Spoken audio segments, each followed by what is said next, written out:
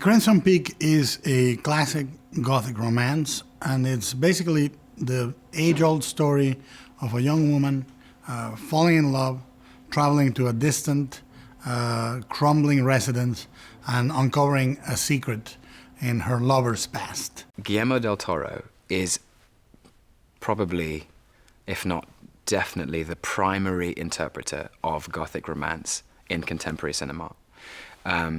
There is something singular and unique about his vision, his fingerprint as an artist, and his ability essentially to make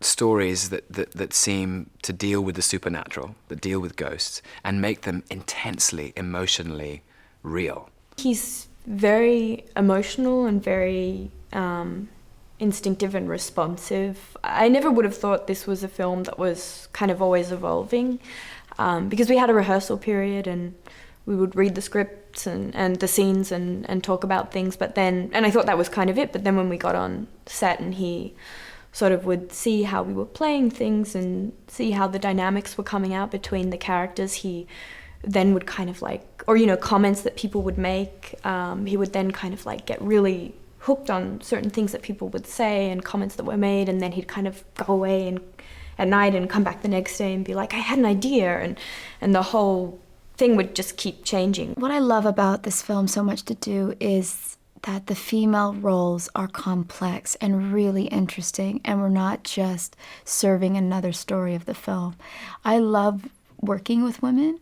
I love movies about women. I mean, of course, the male roles in this are great as well, but everyone's role is equally great. I mean, the Dr. McMichael, Thomas Sharp, Edith, Lucille, Cushing, everyone, when you work with Guillermo as an actor, you know you're going to show up and you're going to have something interesting to do.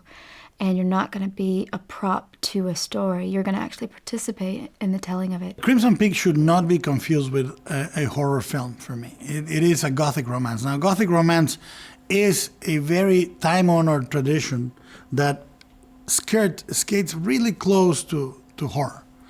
It can have ghosts. It can have crumbling castles. It can have the trappings of a horror film or a horror story, but it's ultimately a journey through the story of a love affair or a love story, You journey through the trappings of the Gothic, which is virginal central character transiting through a world of darkness, discovering a secret, a treasure, or a dark past, and emerging on the other side transformed.